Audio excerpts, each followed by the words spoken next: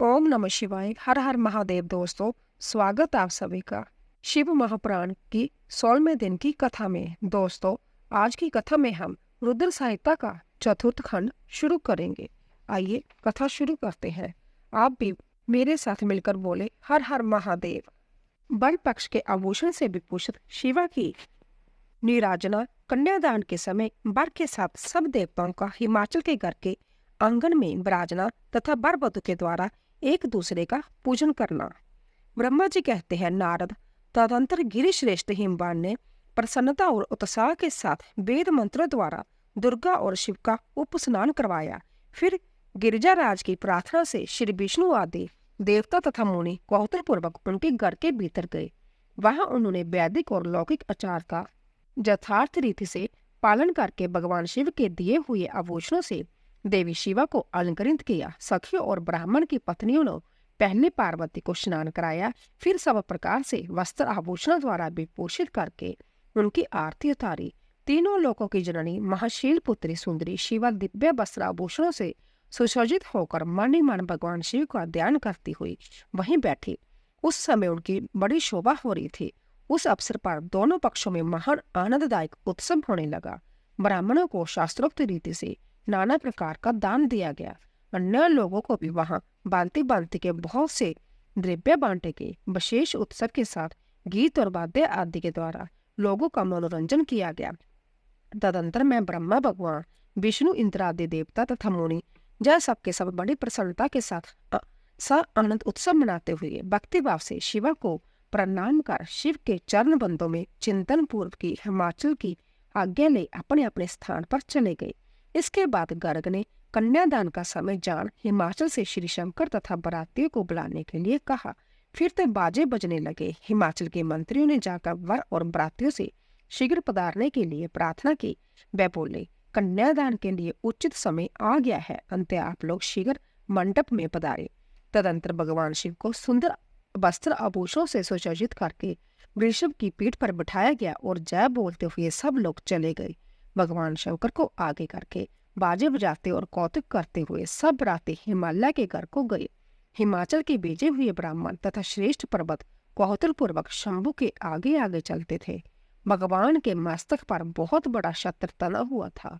सब ओर से उन्हें चवर डुलाया जा रहा था तथा ब्रह्मेश्वर चंदोवे के नीचे होकर चलते थे। मैं, विष्णु, इंद्र और लोकपाल आगे रहकर उत्तम शोभा से सुशोभित हो रहे थे। उस महान उत्सव के समय शंख, मेरी पटे, आनक और गोमुख आदि बाजे बारंबार बज रहे थे। इन सब के साथ जगत के एकमात्र जीवन बंधु भगवान शिव परमेश्वर चित तेज से संपन्न हो यात्रा कर रहे थे। उस समय समस्त देवेश्वर उनकी सेवा में उपस्थित हो बड़े हर्षोल्लास के साथ उन पर फूलों की वर्षा कर रहे थे। इस प्रकार पूजित और बहुत सी स्तुति द्वारा प्रशंसित हो परमेश्वर शिव ने जग मंडप में प्रवेश किया। वहां श्रेष्ठ पर्वतों ने शिव को वृषभ से उतारा और महान उत्सव के साथ प्रेम पूर्वक उनके घर के भीतर ले गए। हिमालय ने भी घर में आए हुए देवताओं सहित महेश्वर को विधि पूर्वक भक्ति भाव से प्रणाम करके उनकी आरती उतारी। फिर महान उत्सव पूर्वक अपने भाग्य की सराहना करते हुए उन्होंने अन्य समस्त देवता और मुनि को प्रणाम करके उन सबका सब आदर किया। श्री विष्णु सहित महेश्वर को तथा मुख्य मुख्य देवताओं को पादम अर्घ्य देकर हिमालय उन्हें अपने भवन के भीतर ले गए और आंगन में रत्नमय सिंहासनों के ऊपर मुझको, विष्णु को, शंकर जी को तथा अन्य विशिष्ट व्यक्ति को बिठाया। उस समय मैंने ने अपनी सखियों, ब्राह्मण पत्नियों तथा अन्य पुर इंद्रिय के साथ आकर सब आनंद आरती उतारी। कर्मकांड के ज्ञाता पुरोहित महात्मा शंकर के लिए मधुपर्क पूजन आदि जो जो आवश्यक कृत्य थे उन सबको सहर्ष संपन्न किया। फिर मेरे कहने से पुरोहित ने प्रस्ताव के अनुरूप उत्तम मंगलमय कार्य आरंभ किया। इसके बाद हिमालय ने अंत वेदी में जहां समस्त आभूषणों से विभूषित उनकी कृशांगी कन्या वेदी के ऊपर विराजमान थी, वहां मेरी और श्री विष्णु के साथ महादेव जी को ले गए। तदंतर बृहस्पति आदि विद्वान बड़े उत्साह से संपन्न हो कन्यादान उचित लगन की प्रतीक्षा करने लगे। गर्ग ने पुण्य अवाचन करते हुए पार्वती जी की अंजलि में चावल भरे और शिव जी के ऊपर अक्षत छोड़ा। परम उदार सुमुखी पार्वती ने दही, अक्षत, कुश और जल से वहां रुद्रदेव का पूजन किया, जिनके लिए शिवा ने बड़ी बारी तपस्या की थी। उन भगवान शिव को बड़े प्रेम से देखती हुई वह अत्यंत शोभा पा रही थी। फिर मेरे और गर्गादि मुनियों को कहने से शंभु ने लोकाचार वश शिवा का पूजन किया। इस प्रकार परस्पर पूजन करते हुए वे दोनों जगमन्य पार्वती परमेश्वर वहां से शोभित हो रहे थे। त्रिभुवन की शोभा से संपन्न हो परस्पर देखते हुए उन दोनों दंपति की लक्ष्मी और देवियों ने विशेष रूप से आरती उतारी। ब्रह्मा जी कहते हैं, नारद, इसी समय वहां गर्गचार्य से प्रेरित हो मैना सहित हिमवान ने कन्यादान का कार्य आरंभ किया। उस समय वस्त्र आभूषणों से विभूषित महाभागा मैना सोने का कलश लिए पति हिमवान के दाहिने भाग में बैठी। फिर पुरोहित सहित हर्ष से भरे हुए शैलराज ने पादम आदि के द्वारा वर का पूजन करके वस्त्र, चंदन और आभूषणों द्वारा उनका वरण किया। इसके बाद हिमाचल ने ब्राह्मणों से कहा, आप लोग तिथि आदि के कीर्तन पूर्वक कन्यादान के संकल्प वाक्य का प्रयोग बोले। उसके लिए अवसर आ गया है। वह सब द्विज श्रेष्ठ काल के ज्ञाता थे। अंत्य तथास्तु कहकर वह सब बड़ी प्रसन्नता के साथ तिथि आदि का कीर्तन करने लगे। तदंतर सुंदर लीला करने वाले परमेश्वर शंभु के द्वारा मन ही मन प्रेरित हो हिमाचल ने प्रसन्नता पूर्वक हंसकर उनसे कहा, शंभु, आप अपने गोत्र का परिचय दे, प्रवर, कुल, नाम, वेद और शाखा का प्रतिपादन करे। अब अधिक समय न बिताएं। हिमाचल की जब बात सुनकर भगवान शंकर सुमुख होकर भी विमुख हो गए। वो शोचनीय होकर भी तत्काल शोचनीय अवस्था में पड़ गए। उस समय श्रेष्ठ देवताओं, मुनियों, गंधर्वों, यक्षों और सिद्धों ने देखा कि भगवान शिव के मुख से कोई उत्तर नहीं निकल रहा है। नारद, यह देखकर तुम हंसने लगे और महेश्वर का मन ही मन स्मरण करके गिरिजाराज से यूं बोले। नारद ने कहा, पर्वतराज, तुम मूर्खता के वशीभूत होकर कुछ भी नहीं जानते। महेश्वर से क्या कहना चाहिए और क्या नहीं, इसका तुम्हें पता नहीं है। वास्तव में तुम बड़े भयमूर्ख हो। तुमने इस समय साक्षात हर से उनका गोत्र पूछा है और उसे बताने के लिए उन्हें प्रेरित किया है। तुम्हारी यह बात अत्यंत उपहासजनक है। पर्वतराज, इनके गोत्र, कुल और नाम को तो विष्णु और ब्रह्मा आदि भी नहीं जानते, फिर दूसरों की क्या चर्चा है। शैलराज, जिनके एक दिन में करोड़ों ब्रह्माओं को लिए होता है, उन्हीं भगवान शंकर को तुमने आज काली के तपोबल से प्रत्यक्ष देखा है। इनका कोई रूप नहीं है। यह प्रकृति से परे निर्गुण पर ब्रह्मा परमात्मा है। निराकार, निर्विकार, मायाधीश एवं प्रात्मा पर है। गोत्र, कुल और नाम से रहित स्वतंत्र परमेश्वर है। साथ ही अपने भक्तों के प्रति बड़े दयालु है। भक्तों की इच्छा से ही यह निर्गुण से सुगुण हो जाते हैं। निराकार होते हुए भी सुंदर शरीर धारण कर लेते हैं और अनामा होकर भी बहुत से नाम वाले हो जाते हैं। यह गोत्रहीन होकर भी उत्तम गोत्र वाले हैं। कुलहीन होकर भी कुलीन है। पार्वती की तपस्या से ही जय आज तुम्हारी जमाता बन गई है, इसमें संशय नहीं है। गिरिश्रेष्ठ, इन लीला बिहारी परमेश्वर ने चराचर जगत को मोह में डाल रखा है। कोई कितना ही बुद्धिमान क्यों ना हो, वह भगवान शिव को अच्छी तरह नहीं जानता। ब्रह्मा जी कहते हैं, मुने, ऐसा कहकर शिव की इच्छा से कार्य करने वाले तुझ ज्ञानी देव ऋषि शैलराज को अपनी वाणी से हर्ष प्रदान करते हुए फिर इस प्रकार उत्तर दिया। नारद बोले, शिवा को जन्म देने वाले तात महाशैल, मेरी बात सुनो और उसे सुनकर अपनी पुत्री शंकर जी के हाथ में दे दो। लीला पूर्वक रूप धारण करने वाले सुगुण महेश्वर का गोत्र और कुल केवल नाद ही है। इस बात को अच्छी तरह समझ लो। शिव नादमय है और नाद शिवमय है। यह सर्वथा सच्ची बात है। नाद और शिव, इन दोनों में कोई अंतर नहीं है।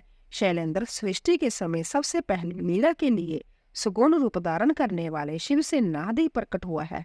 अंत्य वह सबसे उत्कृष्ट है। हिमालय, इसीलिए मन ही मन सर्वेश्वर शंकर के द्वारा प्रेरित हो मैंने आज अभी बीना बजाना आरंभ कर दिया था।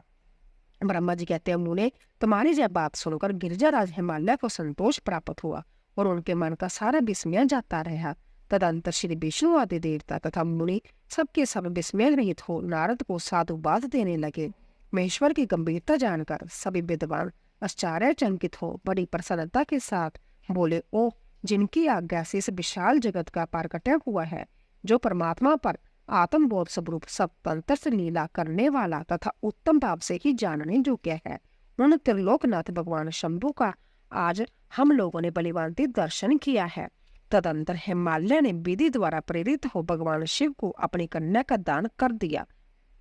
कन्या दान करते समय में बोले, हे परमेश्वर, मैं अपनी जय कन्या आपको देता हूँ, आप इसे अपनी पत्नी बनाने के लिए ग्रहण करें। हे सर्वेश्वर, इस कन्यादान से आप संतुष्ट हो। इस मंत्र का उच्चारण करके हिमालय ने अपनी पुत्री त्रिलोक जननी पार्वती को उन महान देवता रुद्र के हाथ में दे दिया। इस प्रकार शिवा का हाथ शिव के हाथ में रखकर शैलराज मन ही मन बड़े प्रसन्न हुए। उस समय वे अपने मनोरथ महासागर को पार कर गए थे। परमेश्वर महादेव जी ने प्रसन्न हो वेद मंत्र के उच्चारण पूर्वक गिरिजा के कर कमल को शीघ्र ही अपने हाथ में ले लिया। मुनि लोक आचार के पालन की आवश्यकता को दिखाते हुए उन भगवान शंकर ने पृथ्वी का स्पर्श करके काम संबंधी मंत्र का पाठ किया। उस समय वहां सब और महान आनंददायक महाउत्सव होने लगा। पृथ्वी पर, अंतरिक्ष में तथा स्वर्ग में भी जय जयकार का शब्द गूंजने लगा। सब लोग अंतित हर्ष से बढ़कर साधुवाद देने और नमस्कार करने लगे। गंधर्वगण प्रेम पूर्वक गाने लगे और अप्सराएं नृत्य करने लगी। हिमाचल के नगर के लोग भी अपने मन में परम आनंद का अनुभव करने लगे। वो समय महान उत्सव के साथ परम मंगल मनाया जाने लगा। मैं, विष्णु, इंद्र, देवगण तथा संपूर्ण मुनि हर्ष से बढ़ गए। हम सबके मुखारबिंद प्रसन्नता से खिल उठे। तदंतर शैलराज हिमाचल ने अंततः प्रसन्न हो शिव के लिए कन्यादान की यथोचित सांगता प्रदान की। फिर उनके बंधुजनों ने भक्ति पूर्वक शिवा का पूजन करके नाना विधि विधान से भगवान शिव को उत्तम द्रव्य समर्पित किया। हिमालय ने दहेज में अनेक प्रकार के द्रव्य, रत्न पात्र, 1 लाख सुसज्जित घोड़े, 1 लाख सजे सजाए घोड़े, करोड़ हाथी और उतने ही स्वर्ण जटित रथ और वस्तुएं दी। इस प्रकार परमात्मा शिव को विधि पूर्वक अपनी पुत्री कल्याणमयी पार्वती का दान करके हिमालय के यथार्थ हो गए। इसके बाद शैलराज ने यजुर्वेद की मांद्य नंदिनी शाखा में वर्णित स्त्रोत के द्वारा दोनों हाथ जोड़ प्रसन्नता पूर्वक उत्तम वाणी में परमेश्वर शिव की स्तुति की। फिर वेदवेता हिमाचल के आज्ञा देने पर मुनियों ने बड़े उत्साह के साथ शिवा के सिर पर अभिषेक किया और महादेव जी का नाम लेकर उस अभिषेक की विधि पूरी की। मुने उस समय बड़ा आनंददायक महाउत्सव हो रहा था। ब्रह्मा जी कहते हैं, नारद, तदंतर मेरी आज्ञा पाकर महेश्वर ने ब्राह्मणों द्वारा अग्नि की स्थापना करवाई और पार्वती को अपने आगे बिठाकर वहां ऋग्वेद, यजुर्वेद तथा सामवेद के मंत्रों द्वारा अग्नि में आहुतियां दी।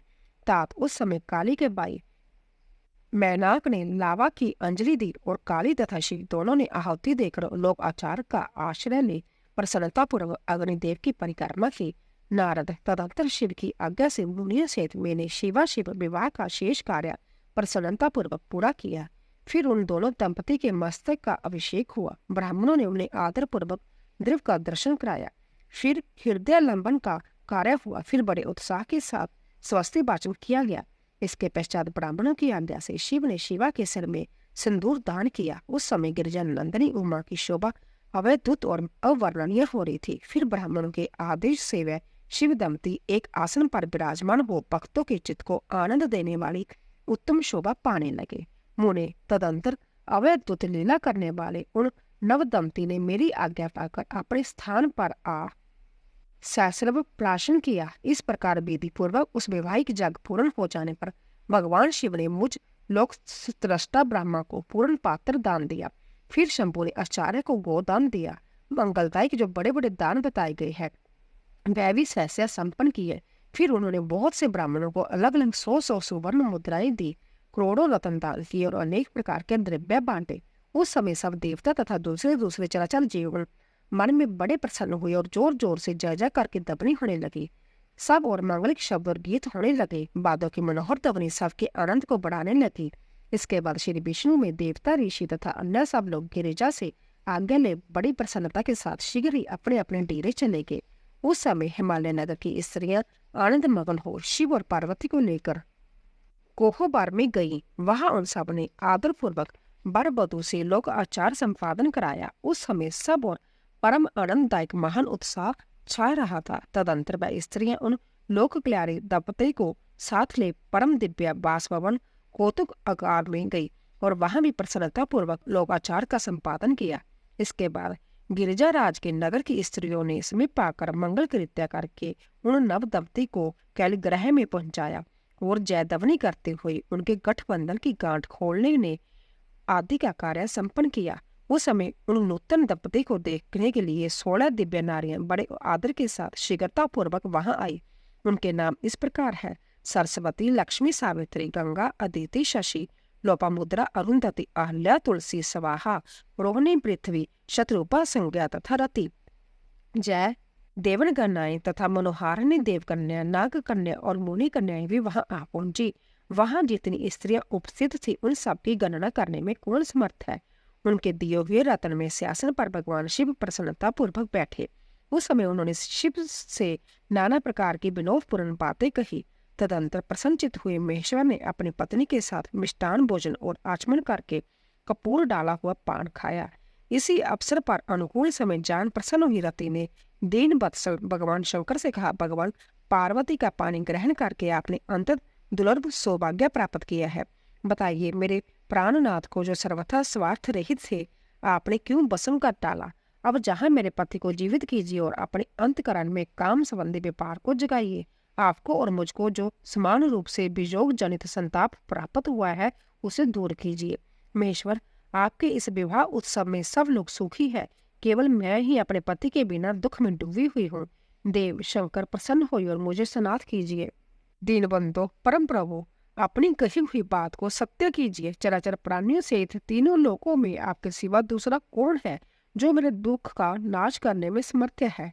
ऐसा जानकर आप मुझ पर दया कीजिए। दिलों पर दया करने वाले नाथ, सबको आनंद प्रदान करने वाले, अपने इस विवाह उत्सव में मुझे भी उत्सव संपन्न बनाइए। मेरे प्राणनाथ के जीवित होने पर ही अपनी प्रिया पार्वती के साथ आपका सुंदर व्यवहार परिपूर्ण होगा, इसमें संशय नहीं है। सर्वेश्वर, आप सब कुछ करने में समर्थ है, क्योंकि आप ही परमेश्वर हैं। जहाँ अधिक कहने से क्या लाभ। सर्वेश्वर, आप शीघ्र मेरे पति को जीवित कीजिए। ऐसा कहकर रति ने गांठ में बंधा हुआ कामदेव के शरीर का भस्म शंभु को दे दिया और उनके सामने हा नाथ कहकर रोने लगी। रति का रोदन सुनकर सरस्वती आदि सभी देवियां रोने लगी और अंततः दीन वाणी में बोली, प्रभु, आपका नाम भक्त बत्सल है, आप दीनबंधु और दया के सागर हैं।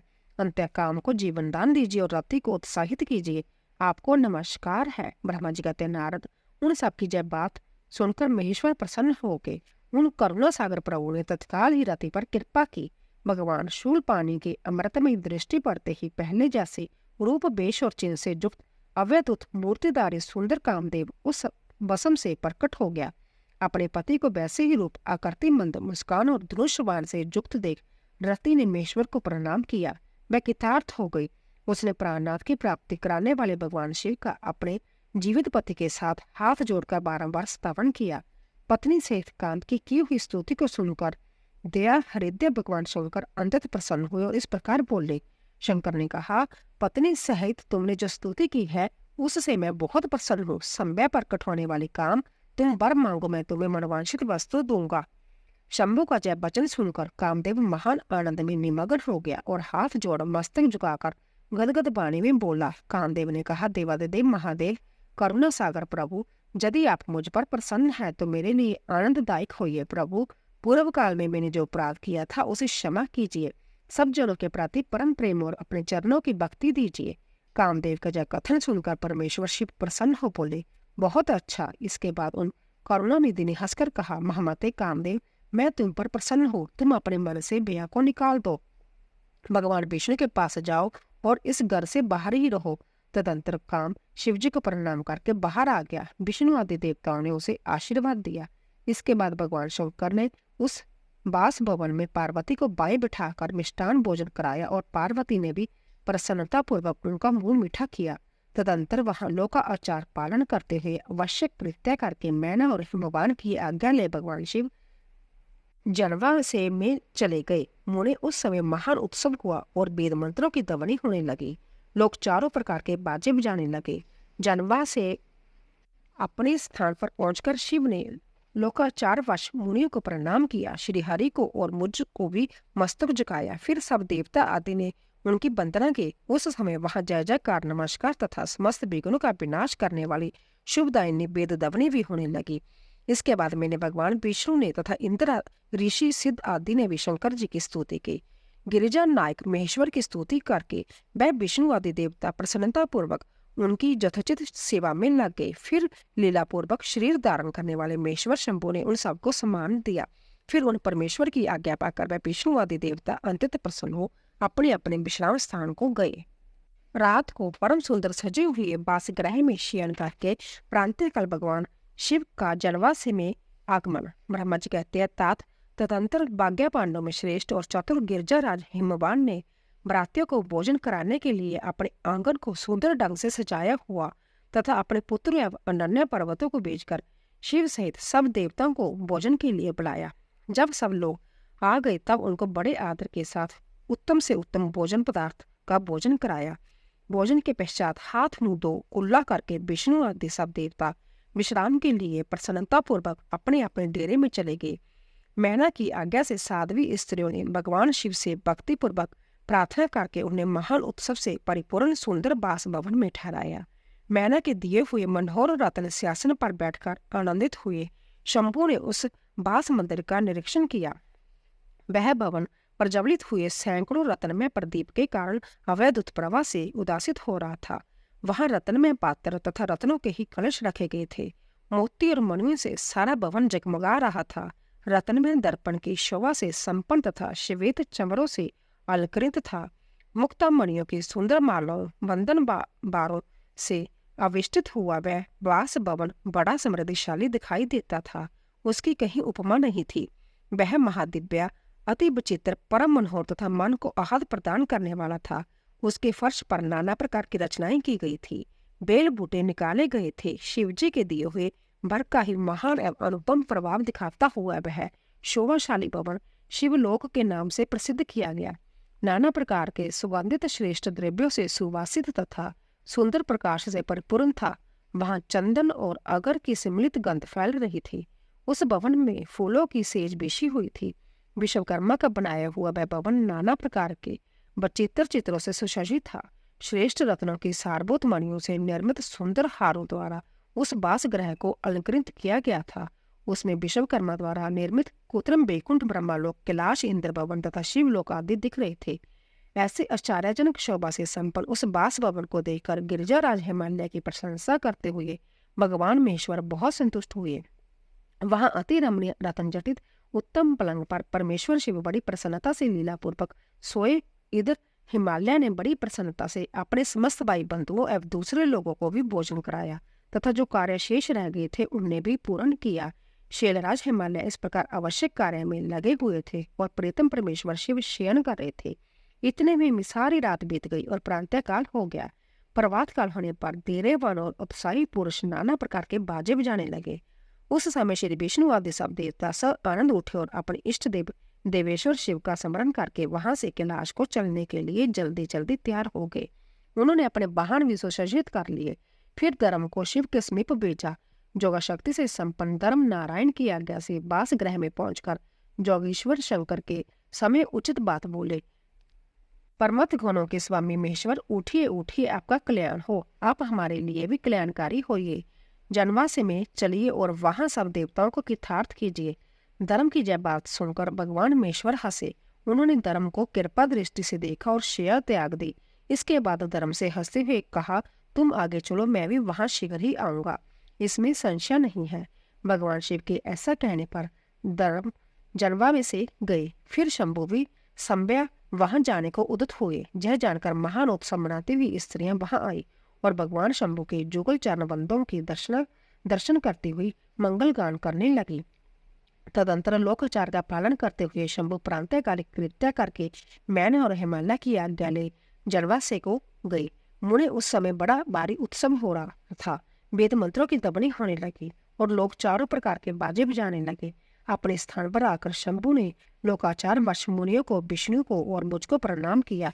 फिर देवता आदि ने उनकी वंदना की। उस समय जय जयकार, नमस्कार तथा वेद मंत्रोच्चारण की मंगलदायिनी दबनी होने लगी। इसमें सब और कोलाहल छा गया।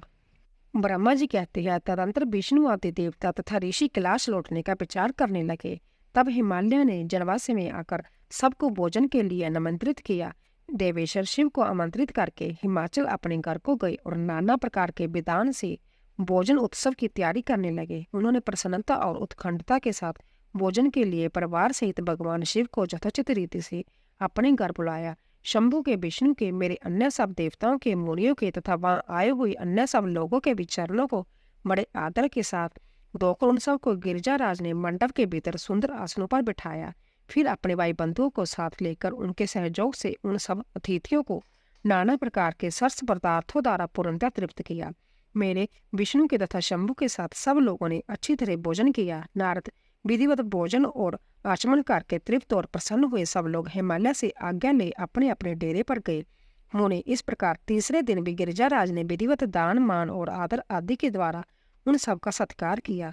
चौथा दिन आने पर शुद्धता पूर्वक सविधि चौथर्ती कर्म हुआ, जिसके बिना विवाह जग अधूरा ही रह जाता था। उस समय नाना प्रकार का उत्सव हुआ, साधुवाद और जय जयकार की दवनी हुई, बहुत से सुंदर दान किए गए, भांति भांति के सुंदर गान और नृत्य हुए। पांचवें दिन सब देवताओं ने बड़े हर्ष और अंतत प्रेम के साथ शैलराज को सूचित किया कि अब हम लोग जहाँ से जाना चाहते हैं आप आज्ञा प्रदान करें। उनकी जब बात सुनकर गिरिजाराज हिमवान हाथ जोड़कर बोले, देवगण आप लोग कुछ दिन और ठहरे तथा मुझ पर कृपा करें। यूं कहकर उन्होंने स्नेह के साथ उन देवताओं को, भगवान शिव को, विष्णु को, मुझको तथा अन्य लोगों को बहुत दिनों तक ठहराया और प्रतिदिन विशेष आदर सत्कार किया। इस प्रकार देवताओं के वहां रहते हुए बहुत दिन बीत गए। तब उन सब ने गिरिजाराज के पास सप्तऋषियों को भेजा। सप्तऋषियों ने हिमवान और मैना से समय उचित बात कहकर उन्हें समझाया, परम शिव तत्व का वर्णन किया तथा प्रसन्नता पूर्वक उनके सौभाग्य की सराहना की। मुने उनके समझाने से गिरिजाराज ने बरात को विदा करना स्वीकार कर लिया।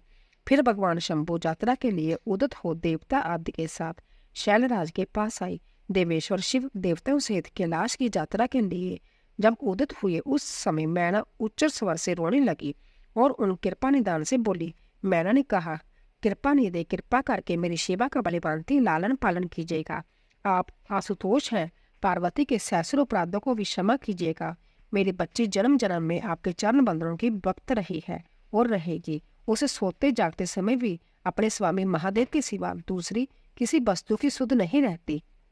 मृत्युंजय आपके प्रति भक्ति भाव की बातें सुनते ही जय हर्ष के आंसू बहाती हुई पुलकित हो उठती है और आपकी निंदा सुनकर ऐसा मौन साध लेती है मानो मर ही गई हो।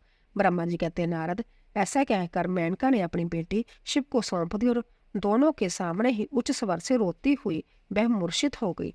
तब महादेव जी ने मैना को समझाकर सचेत किया और उनसे विदा ली। देवताओं के साथ महान उत्सव पूर्वक यात्रा की। वह सब देवता अपने स्वामी शिव तथा सेवक गणों के साथ चुपचाप कैलाश पर्वत की ओर प्रसादित हुए। वह मन ही मन शिव का चिंतन कर रहे थे। हिमाचलपुरी के बाहरी बगीचे में आकर शिव सहित सब देवता हर्ष और उत्साह के साथ ठहर गए और शिवा के आगमन की प्रतीक्षा करने लगे। मुनीश्वर इस प्रकार देवता सहित शिव की श्रेष्ठ यात्रा का वर्णन किया गया है। अब शिवा की यात्रा का वर्णन सुनो, जो विरह व्यथा और आनंद दोनों से संयुक्त है। मैना की इच्छा के अनुसार एक ब्राह्मण पत्नी का पार्वती को पतिव्रत धर्म का उपदेश देना। ब्रह्मा जी कहते हैं, नारद तदंतर सप्तऋषियों ने हिमालय से कहा, गिरिजाराज अब आप अपनी पुत्री पार्वती देवी की यात्रा का उचित प्रबंध करें। मुनीश्वर यह सुनकर पार्वती के भावी विरह का अनुभव करके गिरिजाराज कुछ काल तक अधिक प्रेम के कारण विषाद में डूबे रह गए। कुछ देर बाद सचेत हो शैलराज ने तथास्तु कहकर मैना को संदेश दिया। मुने हिमवान का संदेश पाकर हर्ष और शोक के वशीभूत हुई मैना पार्वती को विदा करने के लिए उदित हुई। शैलराज की प्यारी पत्नी मैना ने विधि पूर्वक वैदिक एवं लौकिक कुल आचार का पालन किया और उस समय नाना प्रकार के उत्सव मनाए। फिर उन्होंने नाना प्रकार के रत्न जटित सुंदर वस्त्रों और 12 आभूषणों द्वारा राजो उचित श्रृंगार करके पार्वती को विभूषित किया। फिर मैना के मनोभाव को जानकर एक सती साध्वी ब्राह्मण पत्नी ने गिरिजा को उत्तम पतिव्रत धर्म की शिक्षा दी। ब्राह्मण पत्नी बोली, गिरिजा किशोरी तुम प्रेम पूर्वक मेरा जय वचन सुनो। जय धर्म को बढ़ाने वाला, इहलोक और परलोक में भी आनंद देने वाला तथा श्रोताओं को भी सुख की प्राप्ति कराने वाला है। संसार में पतिव्रता नारी ही धन्य है, दूसरी नहीं। वही विशेष रूप से पूजनीय है। पतिव्रता सब लोगों को पवित्र करने वाली और समस्त पापाराशि को नष्ट कर देने वाली है। शिवे जो पति को परमेश्वर के समान मानकर प्रेम से उसकी सेवा करती है, वह इस लोक में संपूर्ण भोगों का उपभोग करके अंत में कल्याणमयी गति को पाती है। सावित्री, लोपामुद्रा, अरुंधति, शांडल्य, शतरूपा, अनुसुईया, लक्ष्मी, सवदा, सती, संज्ञा, सुमिति, श्रद्धा, मैना और स्वाहा, जय तथा और भी बहुत सी स्त्रियां साध्वी कही गई है। जहाँ विस्तार व्यास से उनका नाम नहीं लिया गया, वह अपने पति वर्त्य के बल से ही सब लोगों के पूजनीय तथा ब्रह्मा, विष्णु, शिव एवं मुनीश्वरों को भी माननीय हो गई है। इसीलिए तुम्हें अपने पति भगवान शंकर की सदा सेवा करनी चाहिए। वह दीन दयालु सबके सेवनीय और सत्पुरुषों के आश्रय है। श्रुतियों और स्मृतियों में पतिव्रत धर्म को महान बताया गया है। इसको जैसा श्रेष्ठ बताया जाता है वैसा दूसरा धर्म नहीं है, यह निश्चय पूर्वक कहा जा सकता है। पतिव्रता में तत्पर रहने वाली स्त्री अपने प्रिय पति के भोजन कर लेने पर ही भोजन करे। शिवे, जब पति खड़ा हो जाए तब साध्वी स्त्री को भी खड़ी ही रहनी चाहिए। शुद्ध बुद्धि वाली साध्वी स्त्री प्रतिदिन अपने पति के सो जाने पर सोए और उसके जागने से पहले ही जग जाए। मैं छल कपट छोड़कर सदा उसके लिए हितकर कार्य ही करे। शिवे, साध्वी स्त्री को चाहिए कि जब तक वस्त्र आभूषणों से विभूषित न हो ले तब तक वह अपने को पति की दृष्टि के सम्मुख न लाए।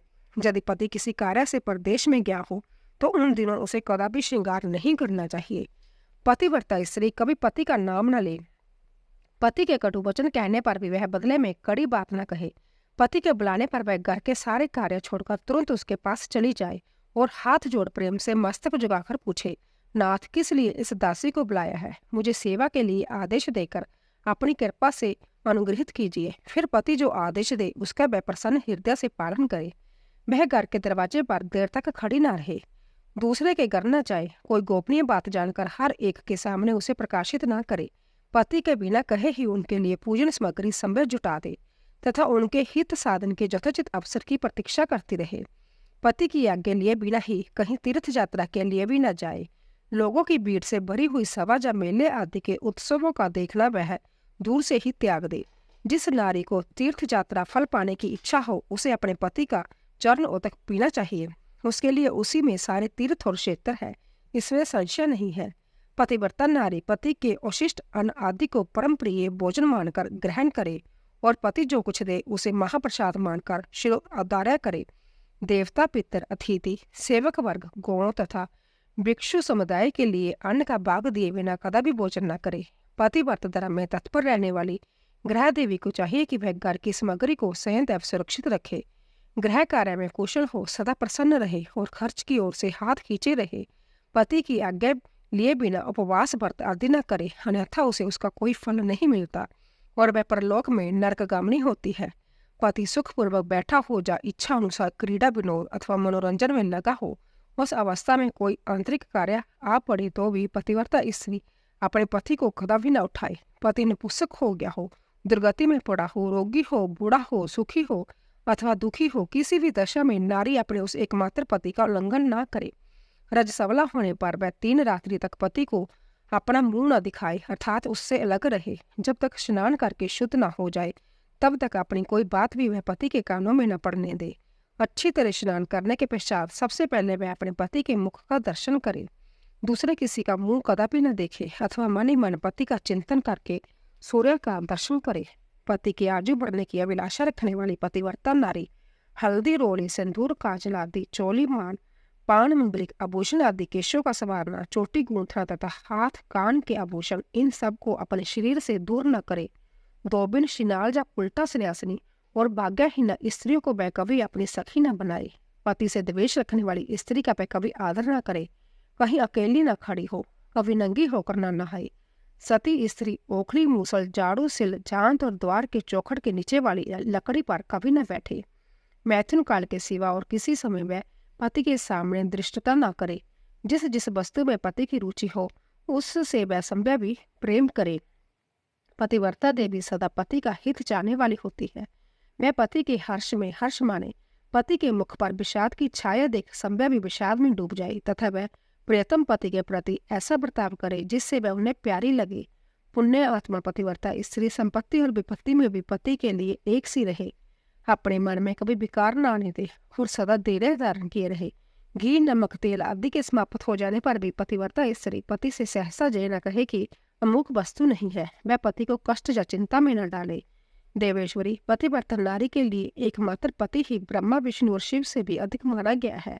उसके लिए अपना पति शिव रूप ही है, जो पति की आज्ञा का उल्लंघन करके व्रत और उपवास आदि के नियम का पालन करती है। वह पति की आयु हर लेती है और मरने पर नरक में जाती है। जो स्त्री पति के कुछ कहने पर क्रोधपूर्वक कठोर उत्तर देती है वह गांव में कूती और निर्जन मन में स्यारन होती है। नारी पति से ऊंचे आसन पर न बैठे, दुष्ट पुरुष के निकट न जाए और पति से कभी कातर वचन न बोले, किसी की निंदा न करे, कलह को दूर से ही त्याग दे। गुरुजनों के निकट ना तो उच्च स्वर से बोले ना हंसे। जो बाहर से पति को आते देख तुरंत अन्न, जल, भोज्य वस्तु, पान और वस्त्र आदि से उनकी सेवा करती है, उनके दोनों चरण दबाती है, उनसे मीठे वचन बोलती है तथा प्रियतम के खेत को दूर करने वाली अन्यान्य उपायों से प्रसन्नतापूर्वक उन्हें संतुष्ट करती है, उसने मानो तीनों लोगों को तृप्त एवं संतुष्ट कर दिया। पिता, भाई और पुत्र परिमित सुख देने वाले हैं, परंतु पति असीम सुख देता है। अंत्य नारी को सदा अपने पति का पूजन, आदर, सत्कार करना चाहिए। पति ही देवता है, पति ही गुरु है और पति ही धर्म, तीर्थ है, व्रत है। इसलिए सबको छोड़कर एकमात्र पति की ही आराधना करनी चाहिए।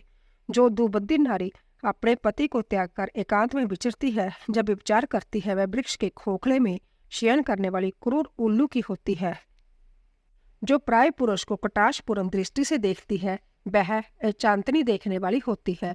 जो पति को छोड़कर अकेली मिठाई खाती है, वह गांव में सूरी होती है अथवा बकरी होकर अपनी ही बिष्टा खाती है। जो पति को तू कहकर बोलती है, वह गूंगी होती है। जो सोच से सदा आश्रय रखती है, वह दुर्भाग्यवती होती है। जो पति की आंख बचाकर किसी दूसरे पुरुष पर दृष्टि डालती है, वह कानी, टेढ़े मुंह वाली तथा कुरूपा होती है। जैसे निर्जीव शरीर तत्काल अपवित्र हो जाता है, उसी तरह पतिहीना नारी बलिवांती स्नान करने पर भी सदा अपवित्र ही रहती है। लोक में वह माता धन्य है, वह जन्मदाता पिता धन्य है तथा वह पति भी धन्य है, जिसके घर में पतिव्रता देवी वास करती है। पतिव्रता के पुण्य से पिता, माता और पति के कुलों की 3-3 पीढ़ियों के लोग स्वर्ग लोक में सुख भोगते हैं। जो दुराचारणी स्त्रियां अपना शील भंग कर देती है, वह अपने माता पिता और पति तीनों कुलों को नीचे गिराती है तथा इस लोक और परलोक में भी दुख भोगती है। पतिव्रता का पैर जहां जहां पृथ्वी का स्पर्श करता है, वहां वहां की भूमि पाप हारनी तथा परम पावन बन जाती है। भगवान सूर्य, चंद्रमा तथा वायुदेव भी अपने आप को पवित्र करने के लिए ही पतिव्रता का स्पर्श करते हैं और किसी दृष्टि से नहीं। जल भी सदा पतिव्रता का स्पर्श करना चाहता है और उसका स्पर्श करके वह अनुभव करता है कि आज मेरी जड़ता का नाश हो गया तथा आज मैं दूसरों को पवित्र करने वाला बन गया। 12 ही गृहस्थ आश्रम की जड़ है, 12 ही सुख का मूल है, 12 से ही धर्म के फल की प्राप्ति होती है तथा 12 ही संतान की वृद्धि में का कारण है। क्या घर में अपने रूप और लावण्य पर गर्व करने वाली स्त्रियां नहीं है? परंतु पतिव्रता स्त्री तो विष्णुनाथ शिव के प्रति भक्ति होने से ही प्राप्त होती है। 12 से इस लोक और परलोक दोनों पर विजय पाई जा सकती है। 12हीन पुरुष देवजग, पितरजग और अतिथि जग करने का अधिकारी नहीं होता। वास्तव में गृहस्थ वही है जिसके घर में पतिव्रता स्त्री है। दूसरी स्त्री तो पुरुष को उसी तरह अपना ग्रास भोग्य बनाती है, जैसे जरा अवस्था एवं राक्षसी। जैसे गंगा स्नान करने से शरीर पवित्र होता है, उसी प्रकार पतिव्रता स्त्री का दर्शन करने पर सब कुछ पावन हो जाता है। पति को ही इष्ट देव मानने वाली सती नारी और गंगा में कोई भेद नहीं है। पतिव्रता और उसके पतिदेव उमा और महेश्वर के समान है। अंत्य विद्वान मनुष्य उन दोनों का पूजन करे। पति पर्णव है और नारी वेद की ऋचा। पति तप है और स्त्री क्षमा, नारी सत्कर्म और पति उसका फल। शिवे सती नारी और उसके पति दोनों दंपति धन्य है। गिरिजा कुमारी, इस प्रकार मैंने तुमसे पतिव्रत धर्म का वर्णन किया है। अब तुम सावधान हो, आज मुझसे प्रसन्नता पूर्वक पतिव्रता के वेदों का वर्णन सुनो। देवी, पतिव्रता नारियां उत्तमा आदि वेद से 4 प्रकार की बताई गई है, जो अपना स्मरण करने वाले पुरुषों का सारा पाप हर लेती है। उत्तमा, मध्यमा, निकृष्टा और अति निकृष्टा जय पतिव्रता की 4 वेद है। अब मैं इनके लक्षण बताती हूँ, ध्यान देकर सुनो। बद्रे, जिसका मन सदा स्वप्न में भी अपने पति को ही देखता है, दूसरे किसी पुरुष को नहीं देखता, वह स्त्री उत्तमा या उत्तम श्रेणी की पतिव्रता कही गई है। शैलजी, जो दूसरे पुरुष को उत्तम बुद्धि से पिता, भाई या पुत्र के समान देखती है, उसे मध्यम श्रेणी की पतिव्रता कहा गया है। जो मन से अपने धर्म का विचार करके व्यभिचार नहीं करती, सदाचार में ही स्थित रहती है, उसे निकृष्टा अथवा निम्न श्रेणी की पतिव्रता कहा गया है। जो पति के व्यय से तथा कुल में कलंक लगने के डर से व्यभिचार से बचने का प्रयत्न करती है, उसे पूर्व काल के विद्वानों ने अति निकृष्टा अथवा न्यूनतम कोटि की पतिव्रता बताया गया है। शिवेजाचार 4 प्रकार की पतिव्रताएं समस्त लोगों का पाप नाश करने वाली और उन्हें पवित्र बनाने वाली है।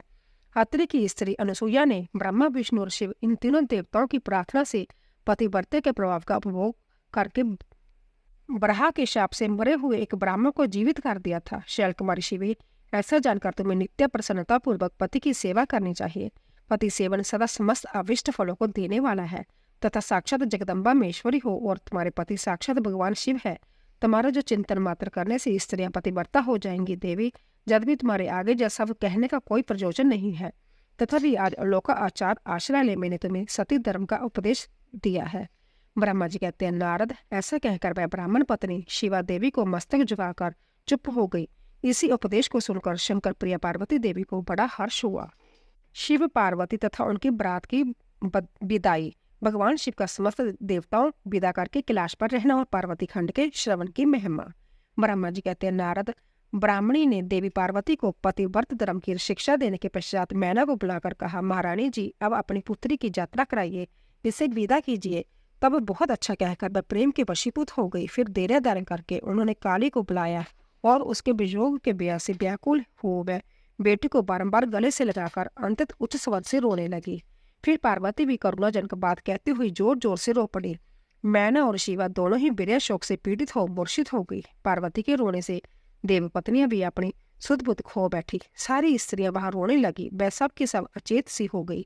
उस यात्रा के समय परम प्रभु साक्षात जोगेश्वर शिव भी रो पड़े। फिर दूसरा कौन चुप रह सकता है। इसी समय अपने समस्त पुत्रों, मंत्री और उत्तम ब्राह्मणों के साथ हिमालय शीघ्र वहां आ पहुंचे और मोहवश अपनी बच्ची को हृदय से लगाकर रोने लगे। बेटी तुम मुझे छोड़कर कहाँ चली जा रही हो, ऐसा कहकर सारे जगत को सोना मानते हुए वे बारंबार विलाप करने लगे। तब ज्ञानियों में श्रेष्ठ पुरोहितों ने अन्य ब्राह्मणों के सहयोग से कृपा पूर्वक अध्यात्म विद्या का उपदेश देते हुए सबको सुखद रीति से समझाया।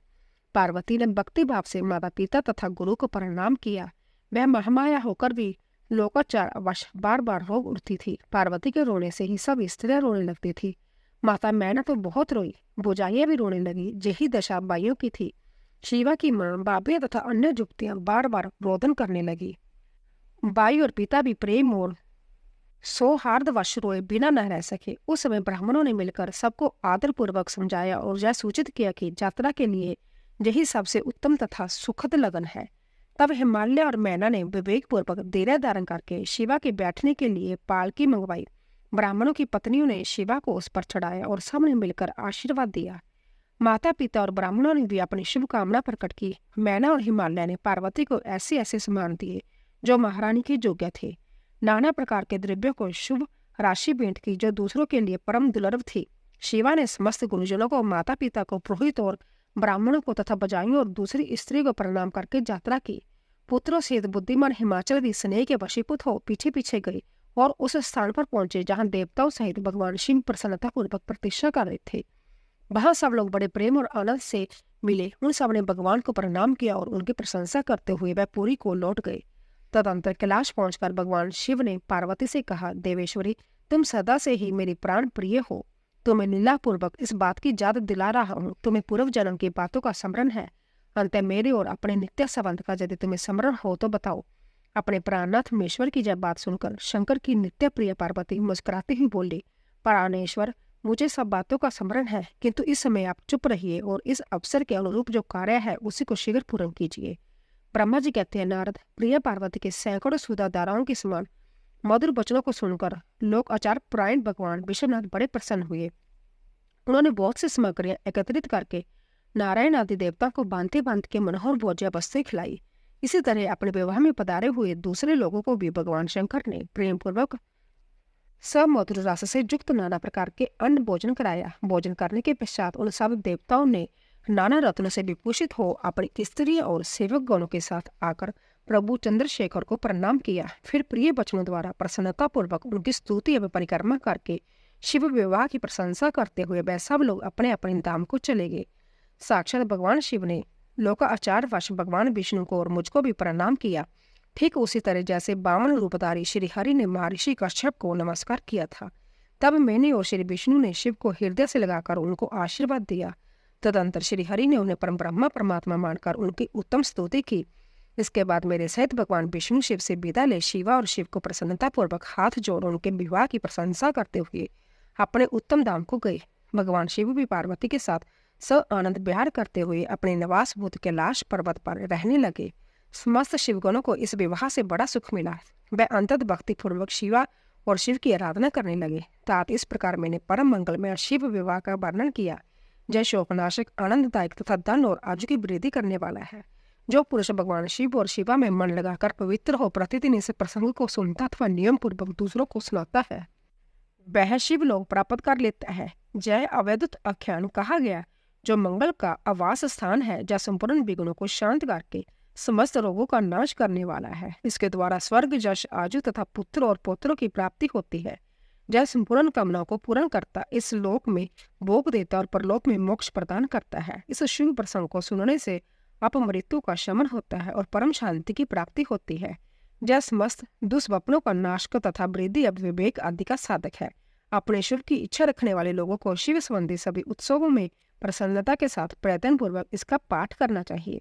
जय भगवान शिव को संतोष प्रदान करने वाला है। विशेषतः देवता आदि की प्रतिष्ठा के समय तथा शिव संबंधी सभी कार्यों के प्रसंग में प्रसन्नता पूर्वक इसका पाठ करना चाहिए अथवा पवित्र हो शिव पार्वती के इस कल्याणकारी चरित्र का श्रवण करना चाहिए। ऐसा करने से समस्त कार्य सिद्ध होते हैं।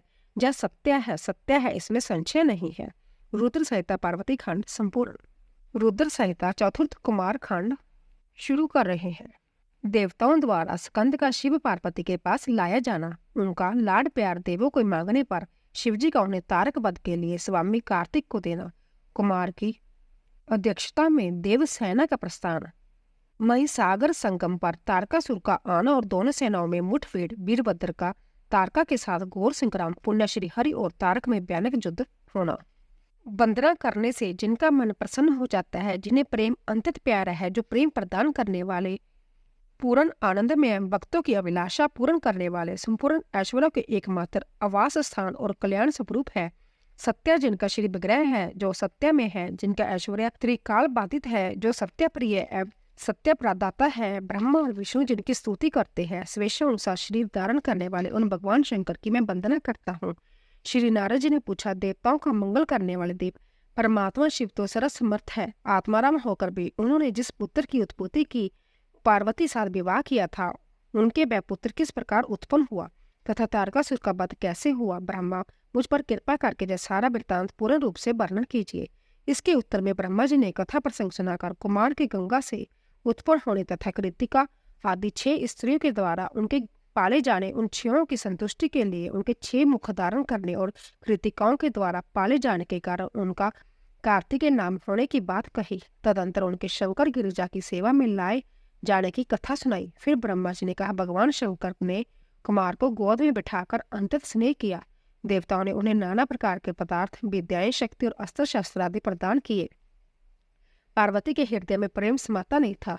उन्होंने हर्षपूर्वक मुस्कुराकर कुमार को परमोत्तम ऐश्वर्य प्रदान किया, साथ ही चिरंजीवी भी बना दिया। लक्ष्मी ने दिव्या संपत्ति तथा एक विशाल एवं मनोहर हार अर्पित किया। सावित्री ने प्रसन्न होकर सारी सिद्ध विद्याएं प्रदान की। मुनि श्रेष्ठ, इस प्रकार वहां महोत्सव मनाया गया। सभी के मन प्रसन्न थे। विशेषतः शिव और पार्वती आनंद का पार नहीं था।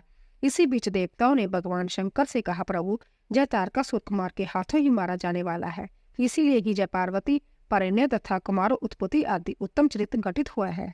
अंत हम लोगों के सुखार्थ उसका काम तमाम करने के हेतु कुमार को आज्ञा दीजिए। हम लोग आज ही अस्त्र शस्त्र से सुसज्जित होकर तारक को मारने के लिए रण यात्रा करेंगे। ब्रह्मा जी कहते हैं, मुने, जय सुनकर भगवान शंकर का हृदय दर हो गया। उन्होंने उनकी प्रार्थना स्वीकार करके उसी समय तारक का वध करने के लिए अपने पुत्र कुमार को देवताओं को सौंप दिया। फिर तो शिवजी की आज्ञा मिल जाने पर ब्रह्मा विष्णु आदि सभी देवता एकत्रित होकर गुह को आगे करके तुरंत ही उस पर्वत से चल दिए। उस समय श्री हरि आदि देवताओं के मन में पूर्ण विश्वास था कि जय अवश्य ही तारका का वध कर डालेंगे। वह भगवान शंकर के तेज से भावित हो कुमार के सेनापति तथा तारक का संहार करने के लिए रण क्षेत्र में आए। उधर महाबली तारक ने जब देवताओं के इस युद्ध अद्भुत को सुना, तब वह भी एक विशाल सेना के साथ देवों से युद्ध करने के लिए तत्काल ही चल पड़ा। उसकी उस विशाल वाहिनी को आती देख देवताओं को परम विस्मय हुआ। फिर तो वह बलपूर्वक बार से ही नाद करने लगे। उसी समय तुरंत ही भगवान शंकर की प्रेरणा से विष्णु आदि संपूर्ण देवताओं के प्रति आकाशवाणी हुई। आकाशवाणी ने कहा, देवगण, तुम लोग जो कुमार के अधिनायक तत्व में युद्ध करने के लिए उद्यत हुए हो, इससे तुम संग्राम में दैत्यों को जीतकर विजय होंगे। ब्रह्मा कहते हैं, उन्हें उस आकाशवाणी को सुनकर सभी देवताओं का उत्साह बढ़ गया।